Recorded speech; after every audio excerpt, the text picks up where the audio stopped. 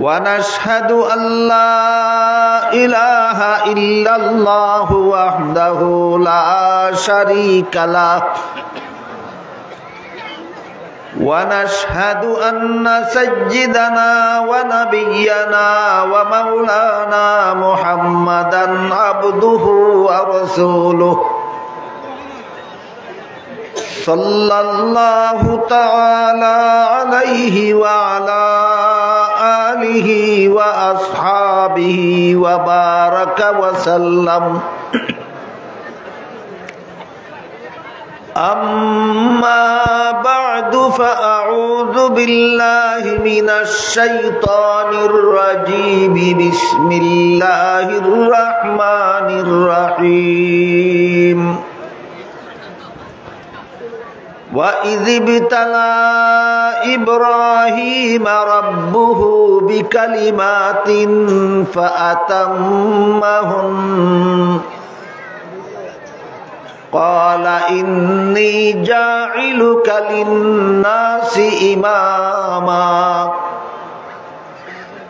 قال ومن ذريتي قال لا ينال عهد الظالمين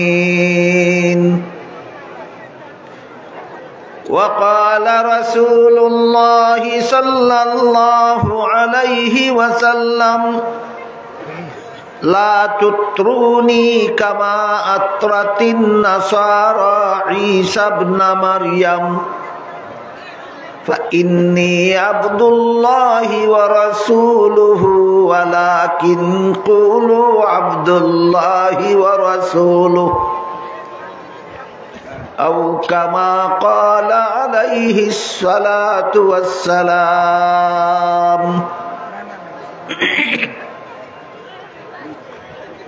শ্রদ্ধেয় সভাপতি হযরত উলামায়ে কেরাম, সম্মানিত সুধী সমাজ, দূর দূরান্ত থেকে আগত সর্বস্তরের মুসলমান ভাইয়েরা আমার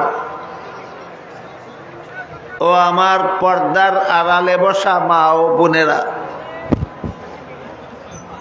পবিত্র কোরআনের যে আয়াত আমি আপনাদের সামনে তিলাওয়াত করেছি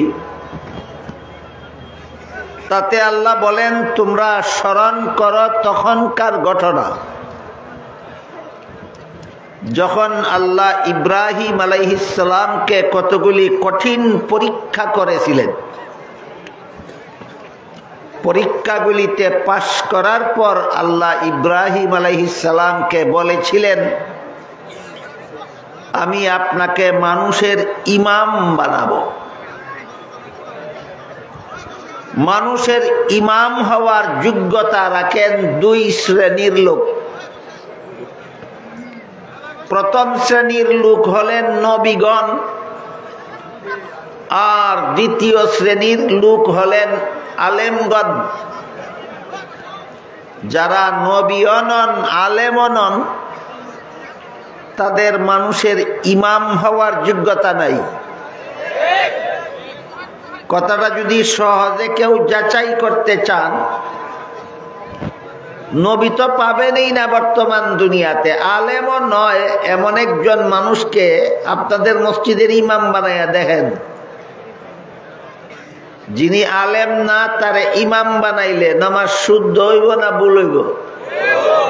পরিষ্কার হইল যে আলেম ছাড়া ইমাম হওয়ার যোগ্য কেউ নেই। এই আলেমগণ হলেন দ্বিতীয় শ্রেণীর ইমাম, আর নবীগণ হলেন প্রথম শ্রেণীর ইমাম। আল্লাহ যে ইব্রাহিম আলাইহিস সালামকে ইমাম বানাবেন বললেন, আপনারা কি মনে করেন দ্বিতীয় শ্রেণীর ইমাম বানাবেন না প্রথম শ্রেণীর? অর্থাৎ আপনাকে আমি নবী বানাবো। তখন ইব্রাহিম আলাইহিস সালাম আল্লাহর কাছে আবেদন করলেন, হে আল্লাহ, শুধু আমাকে নয়, আমার পরবর্তী বংশধরদেরকেও আপনি নবী বানান। জবাবে আল্লাহ বললেন, আপনার বংশধরের সবাইকে নবী বানাবো না, কারণ আমার নবী বানাবার একটা সামগ্রিক মূলনীতি আছে। সেটা হলো আমি গুনাহগারদেরকে নবী বানাই না। আল্লাহ কোন গুনাহগারকে নবী বানান না, আর যাদেরকে নবী বানান তারা জীবনে কোনোদিন গুনাহ করেন না। এই যে ইব্রাহিম আলাইহিস সালামের প্রস্তাবের জবাবে আল্লাহ একটা মূলনীতি বলে দিলেন। এই মূলনীতি এক দুইজন নবীর বেলায় ব্যতিক্রম নয়, সমস্ত নবীগণের বেলায় সার্বজনীন। বেগুনাহ হওয়াটা এক দুইজন নবীর গুণ না সকল নবীর গুণ? সকল নবীর গুণ হলো বেগুনাহ হওয়া। কাজেই নবীগণের জীবনের কোনো ঘটনাকে কেউ যদি ভুল ব্যাখ্যা করে, তাহলে ভুল ব্যাখ্যার মাধ্যমে কোন নবীকে গুনাহগার সাজাতে পারে। শুদ্ধ ব্যাখ্যার মাধ্যমে কোন নবীর জীবনের কোন ঘটনার দ্বারা গুনাহগার সাব্যস্ত হন না। আমার কথা বুঝে থাকলে বলুন, কোন নবীর জীবনের কোন ঘটনাকে শুদ্ধ ব্যাখ্যা করলে গুনাহগার সাব্যস্ত হন না ভুল ব্যাখ্যা করলে? ভুল ব্যাখ্যা করলে। মুসলমান সমাজে দেখা যায় প্রায় এমন কিছু লোক বা এমন কিছু দল পাওয়া যায় যারা বিভিন্ন নবীর জীবনের বিভিন্ন ঘটনাকে ভুল ব্যাখ্যা করে নবীকে গুনাহগার সাব্যস্ত করে। যে সমস্ত নবীকে এরা গুনাহগার সাব্যস্ত করে, এদের মধ্যে প্রথম নম্বরে রয়েছেন হযরত আদম আলাইহিস সালাম। যে সমস্ত নবীগণকে ভ্রান্ত ব্যাখ্যাকারীরা গুনাহগার সাব্যস্ত করে, তাদের মধ্যে প্রথম নম্বরে রয়েছেন কোন নবী? হযরত আদম আলাইহিস সালাম। আদম নবীর জীবনের কোন ঘটনাকে ভুল ব্যাখ্যা করে তারা গুনাহগার সাব্যস্ত করে? ঘটনা হলো জান্নাতে নিষিদ্ধ গাছের ফল খাওয়ার ঘটনা।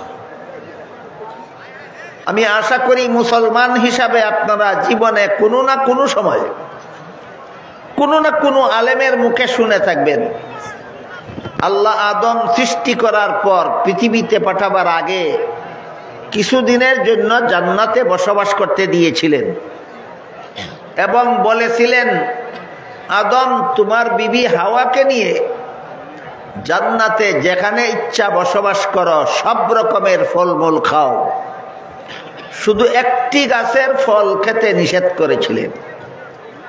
শেষ পর্যন্ত ইবলিসের দুকায় পড়ে আদম নিষিদ্ধ গাছের ফল খেয়েছিলেন।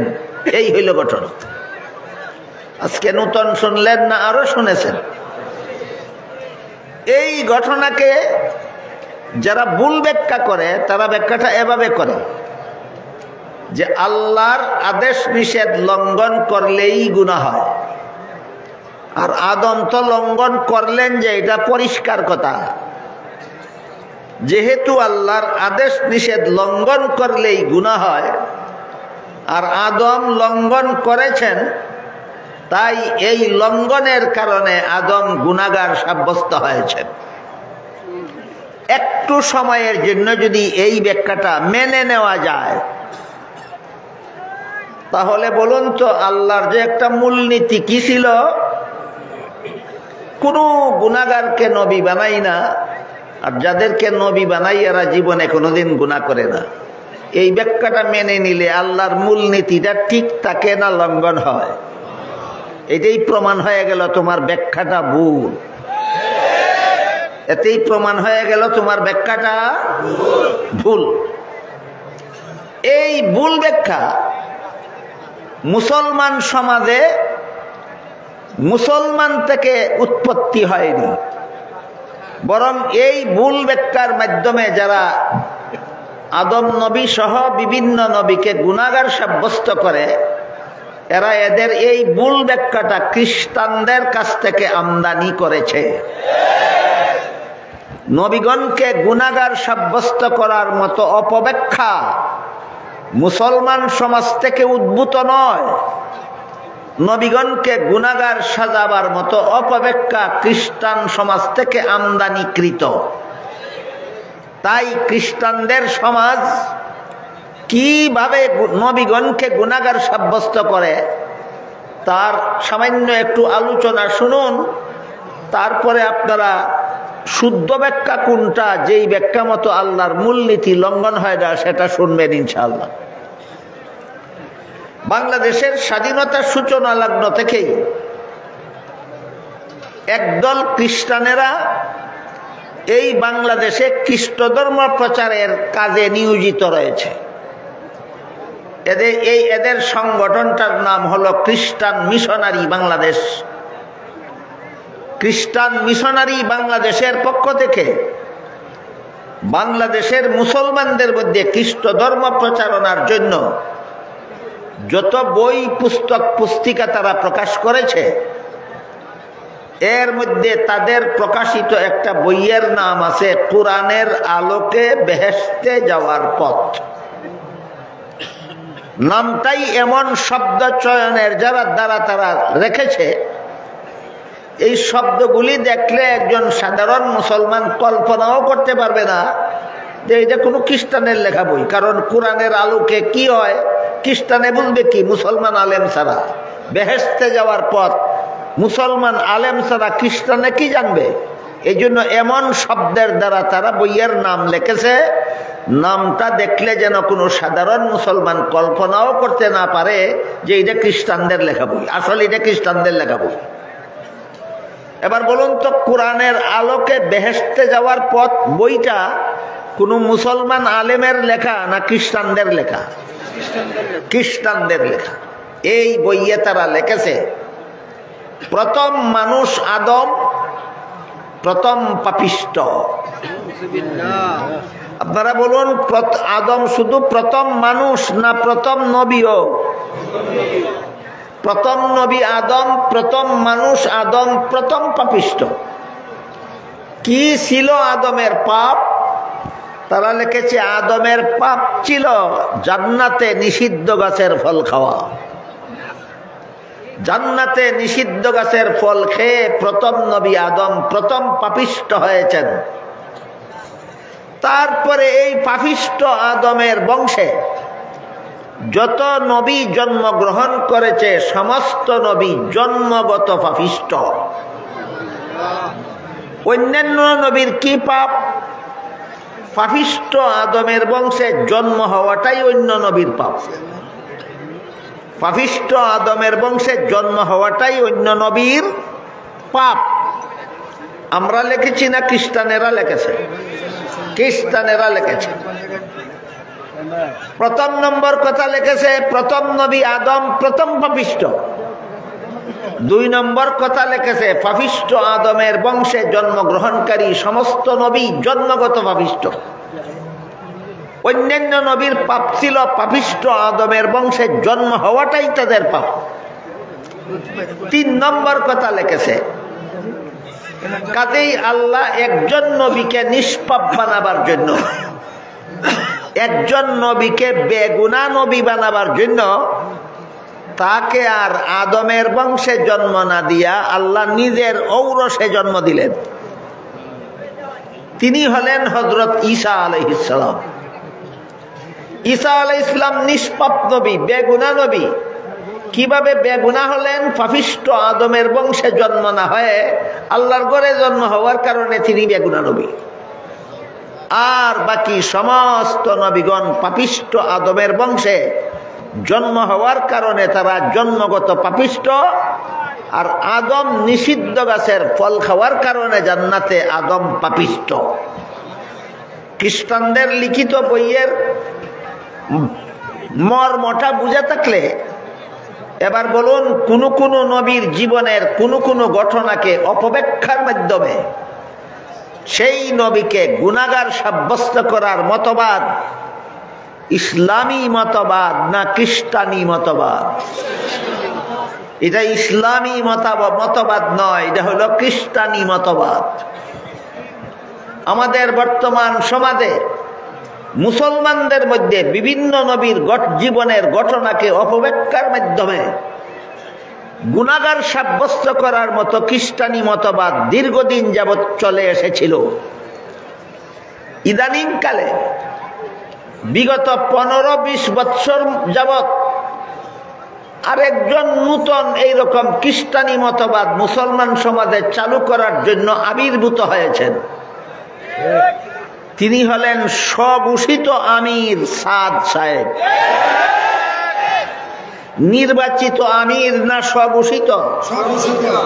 নিজেকে নিজে আমির বলে ঘোষণা করাটাই ইসলামে হারাম। নিজেকে নিজে আমির ঘোষণা করাটাই ইসলামে হারাম।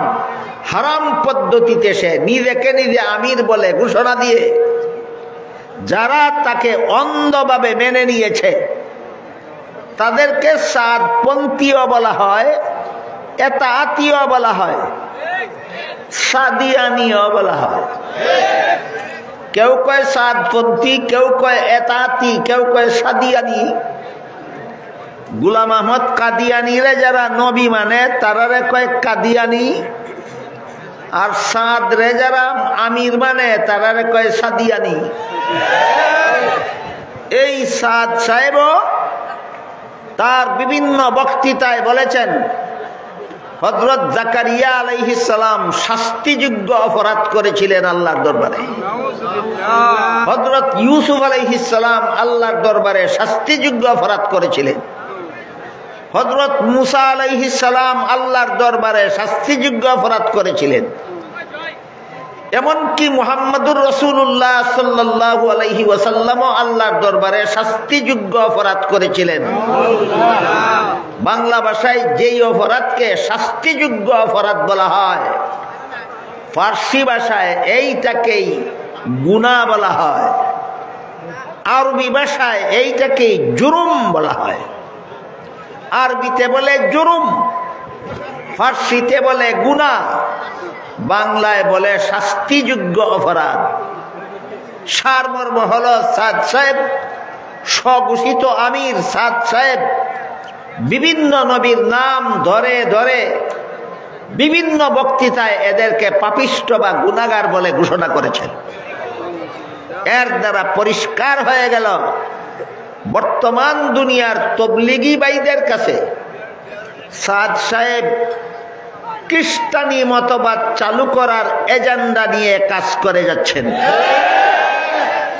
যারাই তাদের এই খ্রিস্টানি মতবাদ মেনে নেবে না তাদের উপর তারা হামলা করতেও দ্বিধাবোধ করে না, জখম করতেও দ্বিধাবোধ করে না, খুন করতেও দ্বিধাবোধ করে না।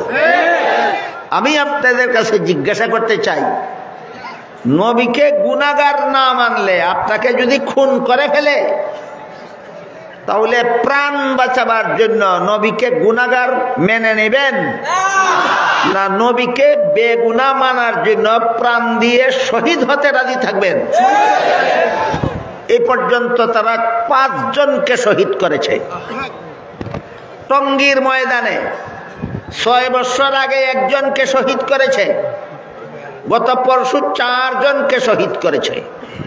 কাজেই এই বিশাল মহাসম্মেলনের মাধ্যমে বাংলাদেশের 17 কোটি মুসলমানের পক্ষ থেকে আমি বর্তমান অন্তর্বর্তীকালীন সরকারের কাছে আপনাদের সকলের পক্ষ থেকে আবেদন জানাচ্ছি, খ্রিস্টানের দালাল, খুনি, সন্ত্রাসী এই 7 গোষ্ঠীকে বাংলার মাটিতে নিষিদ্ধ ঘোষণা করা হোক।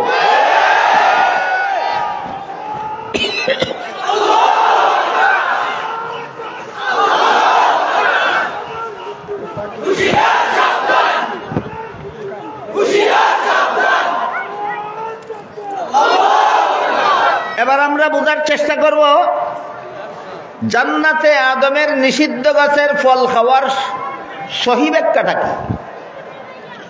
ভুল ব্যাখ্যা যারা করে তারা নিজেদের মস্তিষ্ক প্রসূত ব্যাখ্যা করে না খ্রিস্টানদের কাছ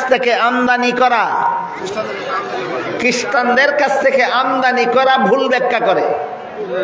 তাই আমরা এবার জান্নাতে আদমের নিষিদ্ধ গাছের ফল খাওয়ার সহি ব্যাখ্যাটা বুঝে নেই, যেন এই সাজ্জানি কাজ্জানিদের অপব্যাখ্যায় যেন আমাদের ঈমান নষ্ট না করি।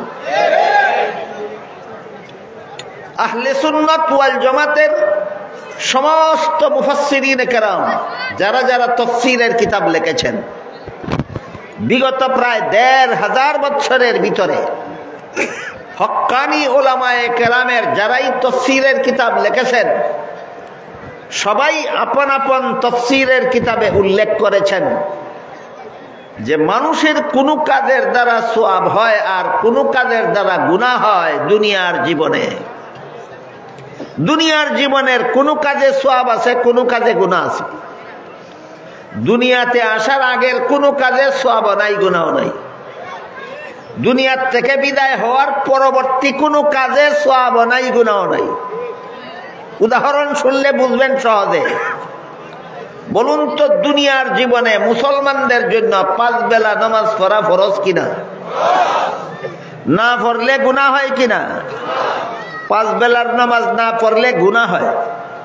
দুনিয়াতে আসার আগে আপনারা 5 বেলা নামাজ পড়তেন, গুনাহগার হইছেন কেন? ওই জীবনের সাথে গুনার কোনো সম্পর্ক নেই।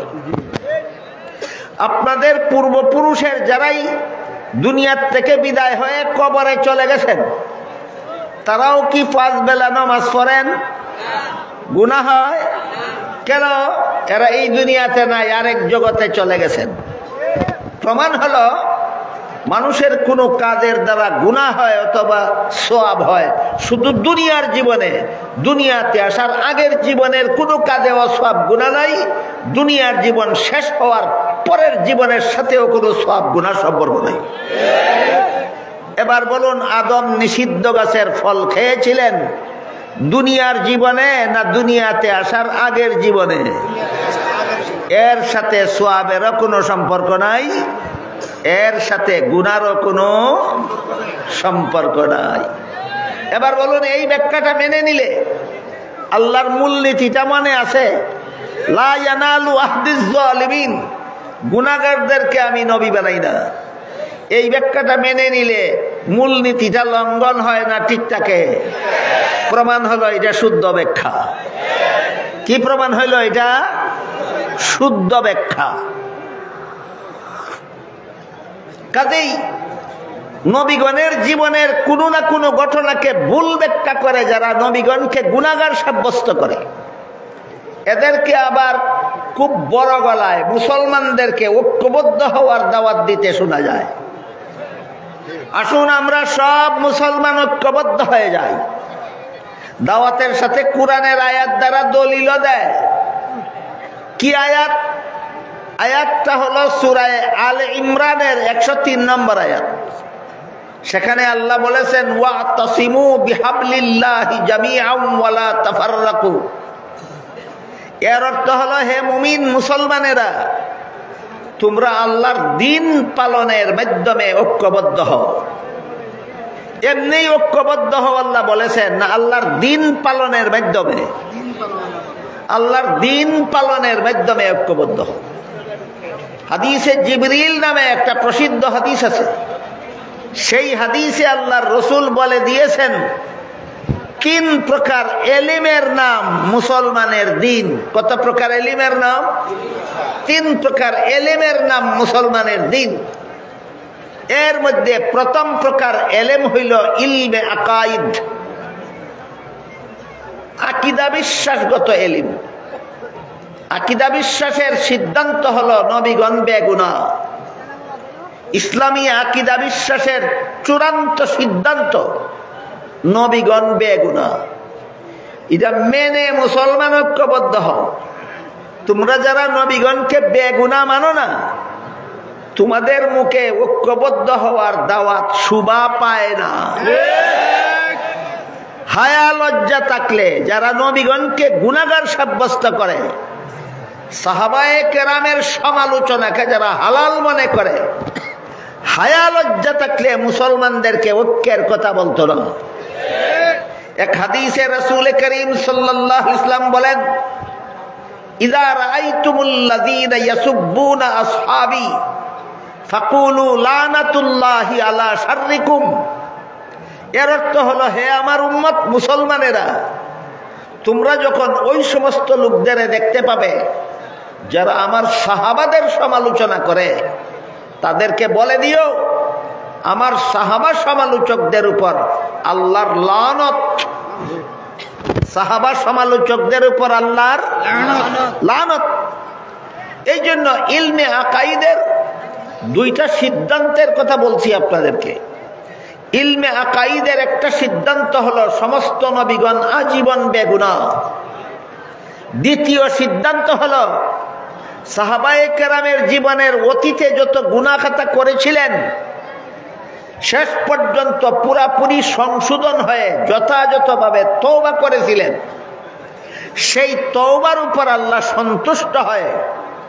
সূরা হুজুরাতের ৩ নম্বর আয়াতে আল্লাহ বলে দিয়েছেন, লাহুম মাগফিরাতুন, আমার নবীর সাহাবাগণের জীবনের সমস্ত ভুল ত্রুটি গুনাহ খাতা মাফ করে দিলাম।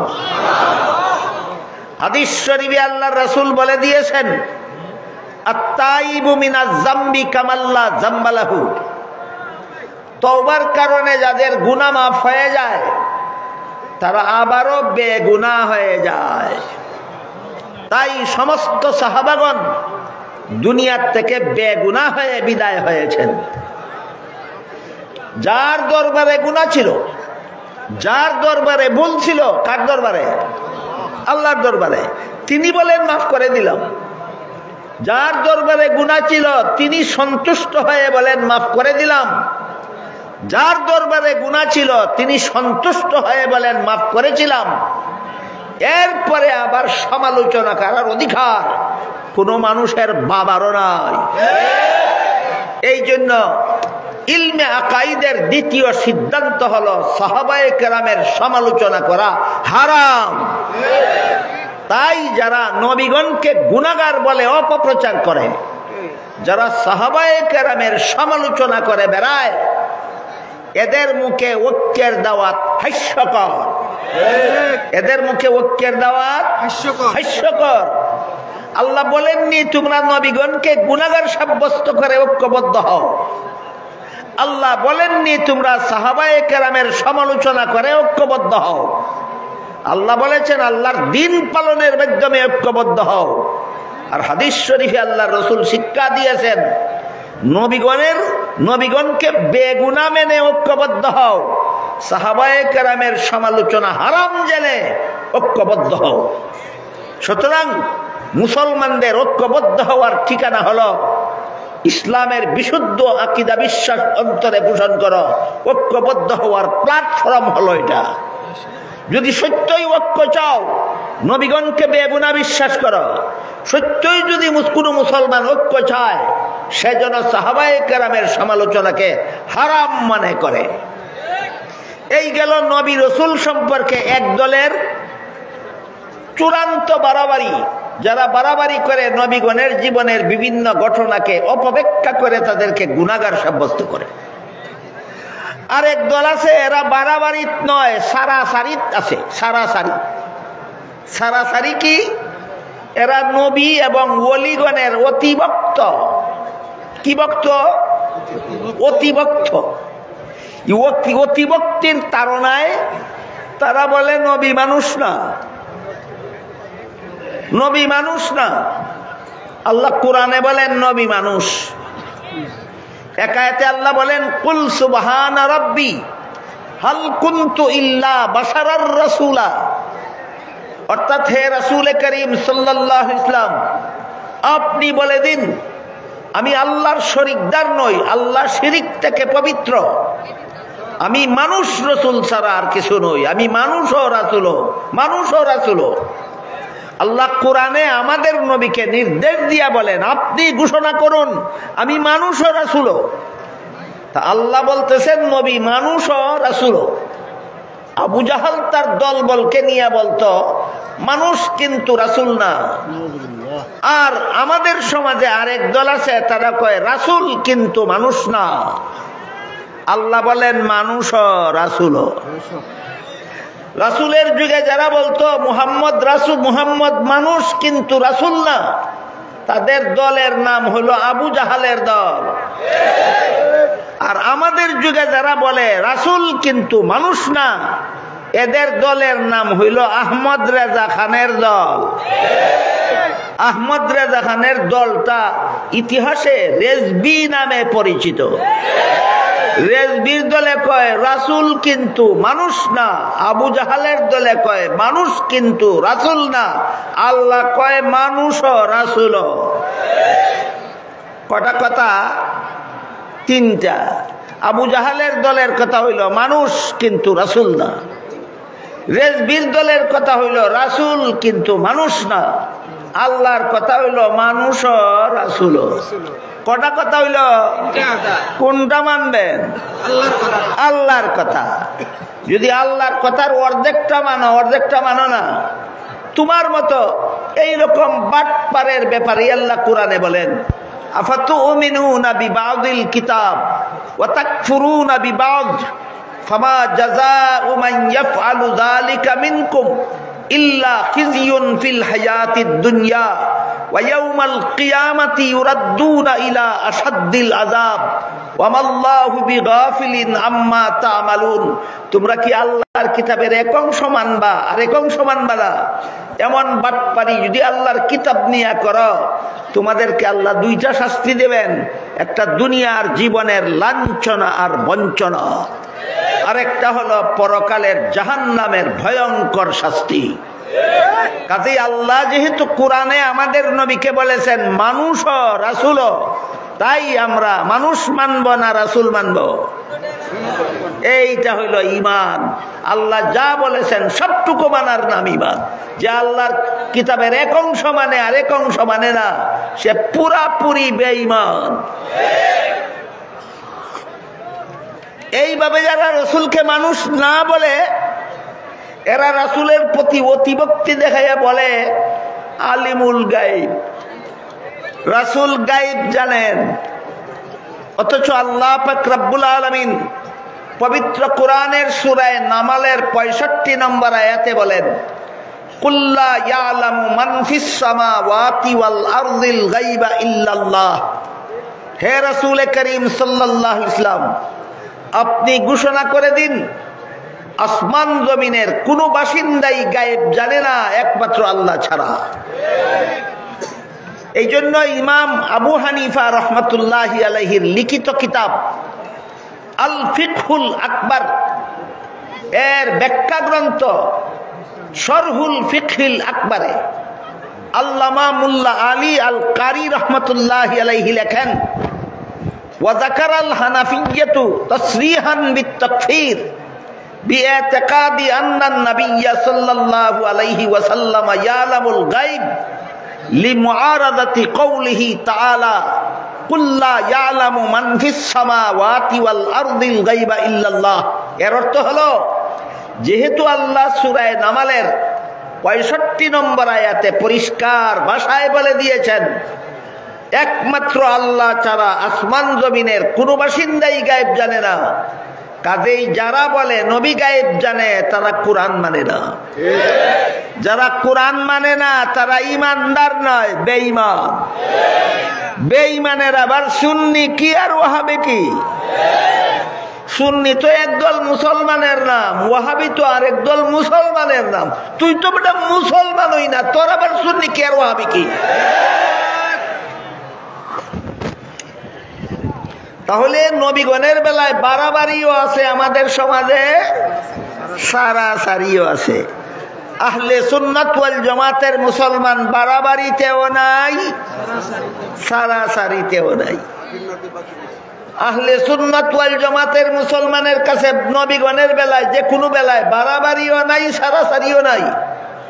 তাহলে নবীগণ সম্পর্কে মধ্যপন্থার আকীদা বিশ্বাস কোনটা?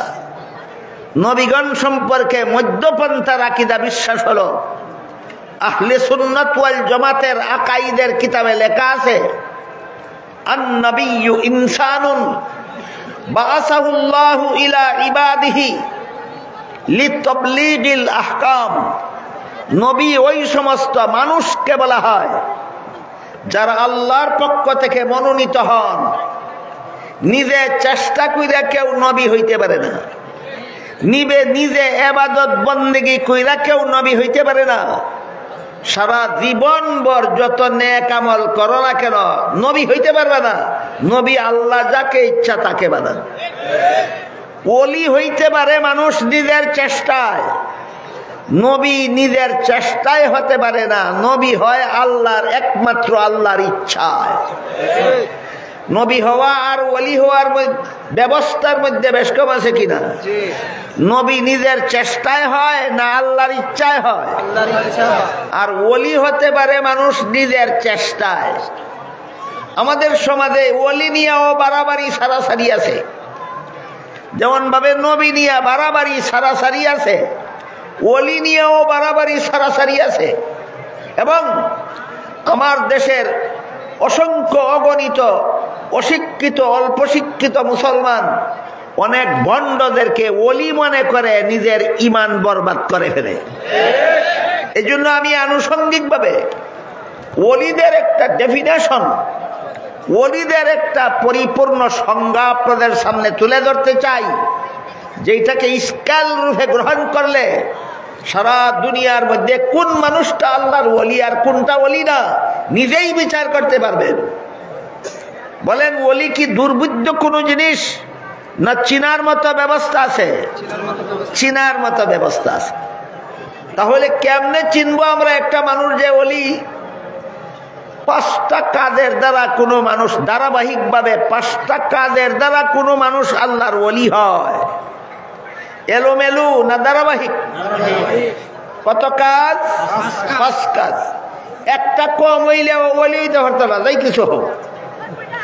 ওলি হওয়ার প্রথম কাজ হইল সকল প্রকার গুনার অভ্যাস ছেড়ে দেওয়া।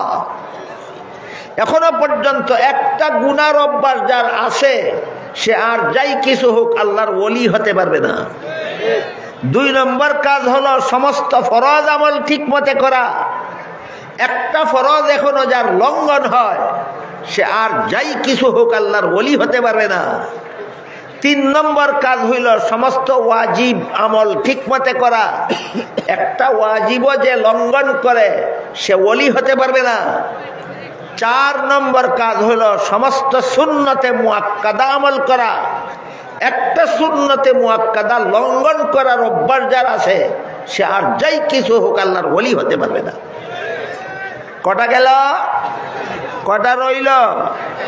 এবার শুনেন, 4 কাজের দ্বারা ওলি হয় না 5 নম্বরটা বাকি? 5 নম্বরটা একটু পরে শুনি, আগে 4 কাজের ফলাফলটা বুঝি।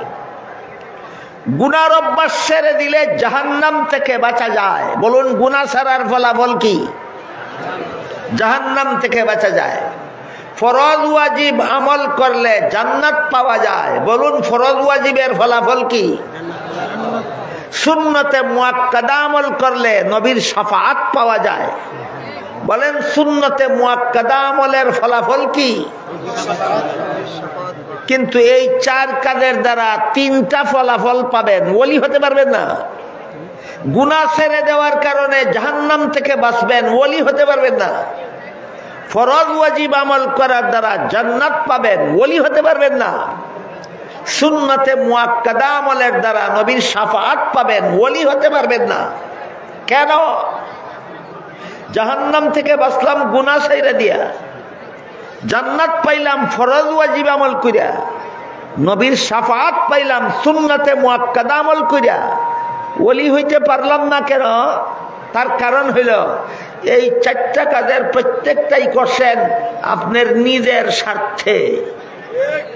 গুনাহ ছাইরা দিছেন জাহান্নাম থেকে বাঁচার স্বার্থে না বিনা স্বার্থে? কি স্বার্থ? জাহান্নাম থেকে বাঁচার স্বার্থে গুনাহ ছেড়েছেন। ফরজ ওয়াজিব আমল করেছেন জান্নাত পাওয়ার স্বার্থে। সুন্নতে মুআক্কাদা আমল করেন নবীর শাফাআত পাওয়ার স্বার্থে। স্বার্থবাদী কাজ কইরা ওলি হওয়া যায় না। স্বার্থবাদী কাজ কইরা ওলি হওয়া যায় না। জাহান্নাম থেকে বাঁচার স্বার্থে গুনাহ ছাড়ছেন, স্বার্থ পাবেন, জাহান্নাম থেকে বাঁচবেন। জান্নাত পাওয়ার স্বার্থে ফরজ ওয়াজিব আমল করছেন, স্বার্থ উদ্ধার হবে, ওলি হতে পারবেন না। নবীর শাফাআত পাওয়ার স্বার্থে সুন্নতে মুআক্কাদা আমল করছেন, নবীর শাফাআত পাবেন, ওলি হতে পারবেন না। কেন? এগুলি স্বার্থের জন্য করেছেন। এরপরে 5 নম্বর কাজ হলো সুন্নতে মুআক্কাদা, নফল মুস্তাহাব আমলের দ্বারা আল্লাহর ওলি হওয়া যায়। সহিহ বুখারী শরীফের হাদিসে উল্লেখ আছে, রাসূল করিম সাল্লাল্লাহু আলাইহি ওয়াসাল্লাম বলেছেন, যেই বান্দা নফল বন্দেগীকে নিজের অভ্যাস বানায়, আল্লাহ তাকে আল্লাহর ওলি বানায়। কারণ নফল বন্দেগী না করলেও জাহান্নাম থেকে বাঁচা যায়, নফল বন্দেগী না করলেও জান্নাত পাওয়া যায়, নফল বন্দেগী না করলেও নবীর শাফাআত পাওয়া যায়। তাহলে করে কেন? কোনো স্বার্থে করে না, শুধু মালিকরে খুশি করার জন্য করে। এবার বলেন, নফল বন্দেগী যারা করে জাহান্নাম থেকে বাঁচার স্বার্থে, জান্নাত পাওয়ার স্বার্থে, নবীর শাফাআত পাওয়ার স্বার্থে, না শুধু মালিককে খুশি করার জন্য? এই জন্য আল্লাহ রাসূল বলেন, তুমি নফল বন্দেগী তোমার স্বার্থে করো না, তোমার মালিককে খুশি করার জন্য করো। তাই মালিকে খুশি হইয়া তোমারে মালিকের বন্ধু বানায়। বাংলায় কয় বন্ধু, আর কোরআন হাদিসের ভাষায় কয় ওলি। আল্লাহর রাসূল বলেন, তখন এই ও আল্লাহর ওলি যেই বান্দাটা হইল, তার মুখটা আল্লাহর মুখ হয়ে যায়, তার হাত আল্লাহর হাত হয়ে যায়, তার পা আল্লাহর পা হয়ে যায়। তাহলে 5 কাজ না কইরা নিয়ে ওলি হওয়া যায় না, কইরা কইরা। এবার বলেন, কত কাজ করলে নবী হওয়া যায়? নবী নবী কোন কাজ কইরা নবী হওয়া যায় না। নবী হওয়া যায় আর শুধু আল্লাহ চাইলে, আর ওলি হওয়া যায় 5টা কাম করলে। তাইলে নবী আমলের দ্বারা হয় না, নবী আল্লাহর ইচ্ছায় হয়। ওলি নিজের চেষ্টা এবং আমলের দ্বারা হয়। পার্থক্য বুঝতে পারলেন?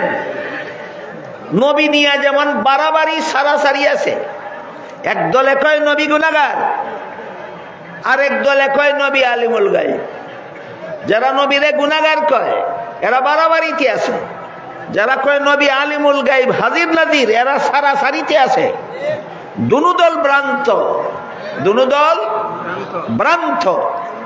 যারা বলে নবী মানুষ না, এরা কোরআন বিরোধী আকীদা বিশ্বাস পোষণ করে। যারা বলে নবী গায়েব জানেন, এরা কোরআন বিরোধী আকীদা বিশ্বাস পোষণ করে। যারা বলে নবী হাজির নাজির, হাজির নাজির কি? সর্বত্র বিরাজমান, সর্বদর্শী, সবখানে আছেন, সবকিছু দেখেন। এই বাংলায় এর অর্থ হাজির নাজির, এর অর্থ হইল সবখানে আছেন, সবকিছু দেখেন। এটা নবীর গুণ না, এটা আল্লাহর গুণ। সবখানে থাকা, সবকিছু দেখা নবীর গুণ না, আল্লাহর গুণ, আল্লাহর গুণ।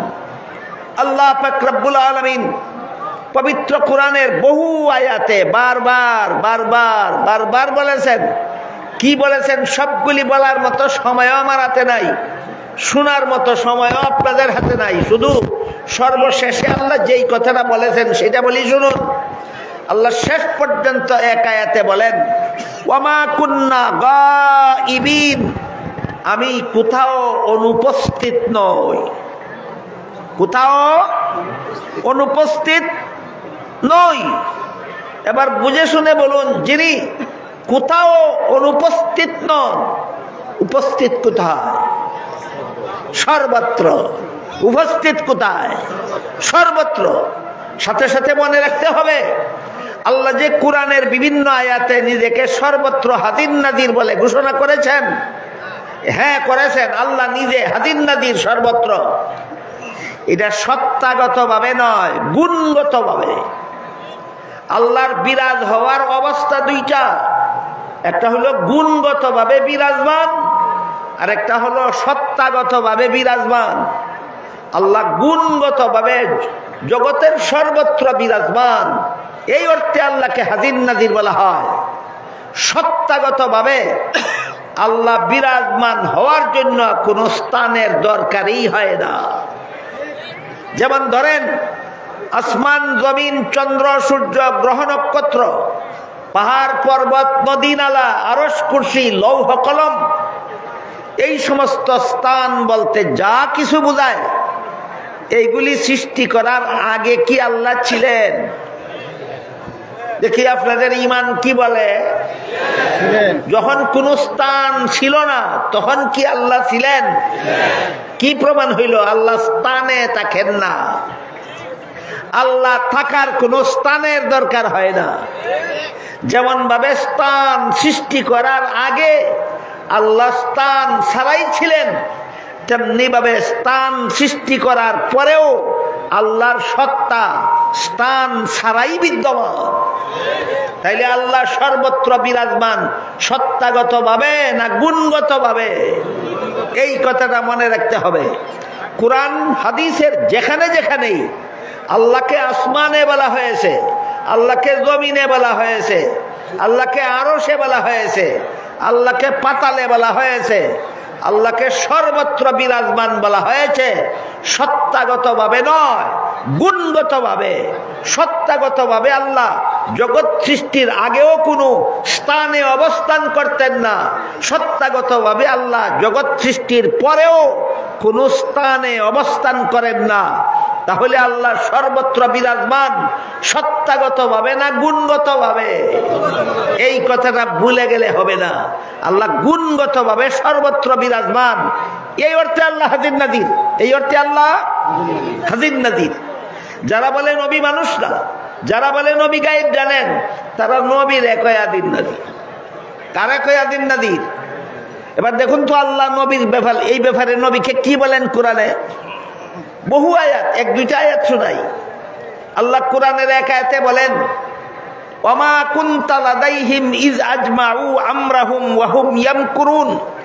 হে মুহাম্মদুর রাসূলুল্লাহ সাল্লাল্লাহু আলাইহি ওয়াসাল্লাম, ইউসুফ আলাইহিস সালামের বড় 10 ভাই তাকে কুয়ায় নিক্ষেপ করার জন্য বসে যে সলা পরামর্শ করেছিল, আপনি যদি হাজির নাজির হতেন সেইখানে আপনি হাজির নাজির থাকতেন, ঘটনা নিজেই জানতেন। আপনি হাজির নাজির না, এই জন্য আপনার কাছে কুরআন নাজিল করে আমি ঘটনা জানাইয়া দিলাম। এখানে আল্লাহ নবীকে হাজির নাজির বলেছেন না হাজির নাজির না? হাজির নাজির না। অন্য আয়াতে বলেন, ওয়ামা কুনতা লাদাইহিম ইয ইউলকুনা আকলামাহুম আইয়ুহুম ইয়াকফুলু মারইয়াম ওয়ামা কুনতা লাদাইহিম ইয ইয়াখতাসিমুন। মরিয়ম আলাইহিস সালাম, ঈসা আলাইহিস সালামের মা মরিয়ম যখন জন্মগ্রহণ করেছিলেন, তখন মরিয়মের অভিভাবক সাব্যস্ত করার জন্য সমাজের লোকেরা একটা লটারি দিয়েছিল। লটারির ঘটনা বর্ণনা করে আল্লাহ বলেন, আপনি যদি হাজির নাজির হতেন সেখানে আপনি নিজেই উপস্থিত থাকতেন, নিজেই ঘটনা দেখতেন। যেহেতু আপনি হাজির নাজির না, এই জন্য লটারির ঘটনা আমি কোরআনের আয়াত নাজিল করে আপনাকে জানিয়ে দিলাম। এ সমস্ত আয়াত যাদের বোঝার মতো যোগ্যতা নাই তাদের জন্য বলছি। হাজির নাজিরের অর্থ তো সর্বত্র বিরাজমান, সবসময় সবখানে আছেন। আল্লাহ সবসময় সবখানে গুণগত ভাবে আছেন কিনা? এই জন্য দুনিয়ার কোনো ব্যাককলেও কোনোদিন কয় না যে আল্লাহ আজকে নেত্রকোনা এসেছেন, আগামীকাল ময়মনসিংহ যাবেন, পরের দিন যাবেন সিলেট, তারপরের দিন আল্লাহ যাবেন ঢাকা, তারপরের দিন আল্লাহ যাবেন সৌদি আরব, তারপরের দিন আল্লাহ যাবেন লন্ডন, তারপরের দিন আল্লাহ যাবেন আমেরিকা, তারপরে আরেক দিন আল্লাহ বাংলাদেশে আসবেন। কোনো ব্যাককলেও কোনোদিন কয় না। কেন কয় না? তার ইমানে কয় সব সময় সবখানে আছেন, আসবেন কোথায় আর যাবেন কোথায়। সুতরাং হাজির নাজিরের আসা যাওয়া নাই, হাজির নাজিরের। এই জন্য আল্লাহ যেহেতু হাজির নাজির, তাই আল্লাহর আসা যাওয়া নাই, সব সময় সবখানে আছেন, আসবেন কোথায় যাবেন কোথায়। এবার দেখুন মুহাম্মদুর রাসূলুল্লাহর আসা যাওয়া আছে কিনা আমরা একটু দেখি। রুহের জগৎ থেকে বাবা আব্দুল্লাহর ঔরসে নবী এসেছিলেন কিনা? আব্দুল্লাহর ঔরস থেকে মা আমেনার গর্ভে গিয়েছিলেন কিনা? মা আমেনার গর্ভ থেকে ভূমিষ্ঠ হয়ে মক্কা নগরীতে এসেছিলেন কিনা? মক্কা শরীফ থেকে হিজরত করে মদিনা শরীফ গিয়েছিলেন কিনা? হিজরতের আগে মক্কা শরীফ থেকে বাইতুল মুকাদ্দাস মেরাজের রাত্রে গিয়েছিলেন কিনা? বাইতুল মুকাদ্দাস থেকে প্রথম আসমানে ছিলেন না গেলেন? দ্বিতীয় আসমানে ছিলেন না গেলেন? তৃতীয় আসমানে ছিলেন না গেলেন? চতুর্থ আসমানে ছিলেন না গেলেন? পঞ্চম আসমানে ছিলেন না গেলেন? ষষ্ঠ আসমানে ছিলেন না গেলেন? সপ্তম আসমানে ছিলেন না গেলেন? আরশ কুরসি লৌহ কলমে ছিলেন না গেলেন? জান্নাত জাহান্নাম পরিদর্শনে ছিলেন না গেলেন? গিয়ে রইলেন না আবার ফিরে এলেন? আদিন নাজির গেল কিভাবে, আইলো কিভাবে? এই ব্যাকলের ব্যাকল। আদিন নাজির যায় কেমনে আর আইয়ে কেমনে? এতনা বড় গন্ড মূর্খ, এতনা বড় ব্যাকল। একবার কয় হাদিন নাজির আর একবার কয় গেলেন এলেন। এই আদিন নাজির গেলেন কেমনে? আদিন নাজির হইলে এলেন কেমনে? এটা তো আর কোরআন বুঝার মতো কঠিন কথা নয়, এটা একেবারে সহজ কথা। এরপরে একদিন নবী দুনিয়ার থেকে বিদায় হয়ে রওজা শরীফের ভিতরে গেলেন কিনা? আরেকদিন কিয়ামতের সময় রওজা শরীফ থেকে বের হয়ে হাসরের মাঠে আসবেন কিনা? হাসরের মাঠ থেকে পুলসিরাত পার হয়ে জান্নাতে যাবেন কিনা? হাদিন নাজির হয়ে থাকলে রওজা শরীফে গেলেন কিভাবে? হাদিন নাজির হয়ে থাকলে হাসরের মাঠে আসবেন কিভাবে? হাদিন নাজির হয়ে থাকলে জান্নাতে যাবেন কিভাবে? ব্যাক করলে হাদিন নাজিরও বুঝে না, আসা যাওয়াও বুঝে না। এই জন্য নবীকে মানুষ না বলা যেমন কুফরি মতবাদ, নবীকে আলিমুল গায়েব বলা তেমনি ভাবে কুফরি মতবাদ, নবীকে হাদিন নাজির বলা তেমনি ভাবে কুফরি মতবাদ।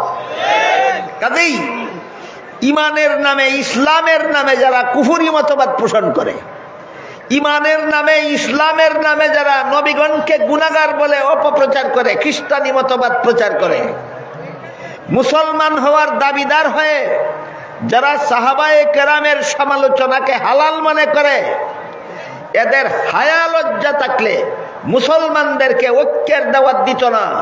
কারণ আল্লাহ কোরআনে ঐক্যের দাওয়াত দিয়েছেন ঠিকানা বলে দিয়ে, বলেছেন আল্লাহর দিন পালনের মাধ্যমে ঐক্যবদ্ধ হও।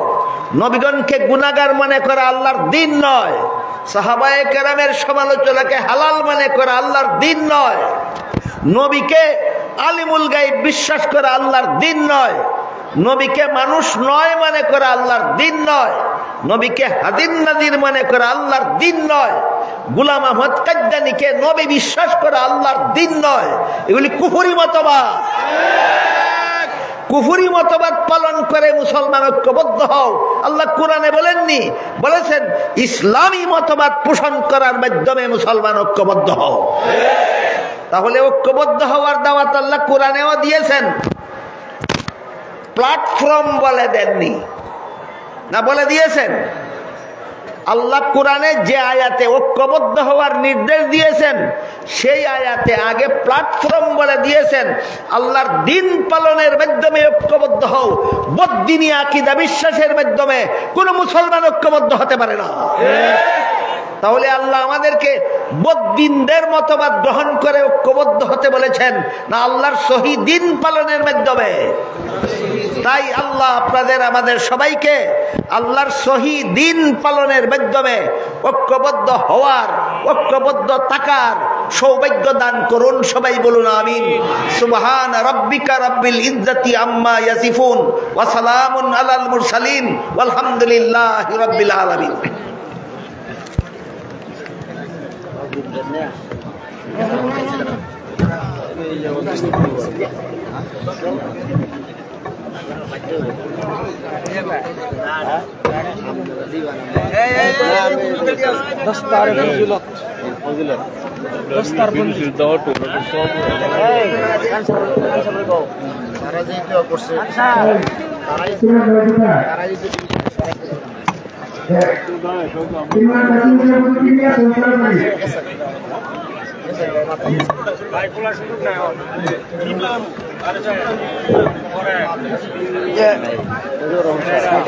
তারা খেলা করবো কই না নাই রনি ভাই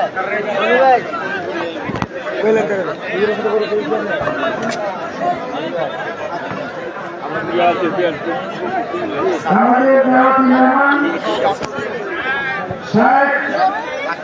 মোহাম্মদুল্লাহ বিন হাফিজ কাতার কেন্দ্রীয় মসজিদের খতিব কাতার উনি আসছেন। ইমরান কাশি সাহেব আসছেন। নজরুল ইসলাম কাশি সাহেব সারাগঞ্জ পর্যন্ত আসছেন। শুনতে পারবেন মুক্তি উল্লাহ সাহেব আসতেছেন। দুবাই গাজীপুর সাহেব আসতেছেন।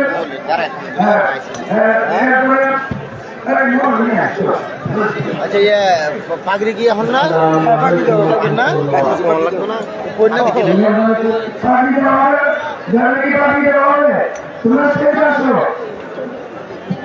পাগড়ি কার হাতে দেওয়া হবে এটা তো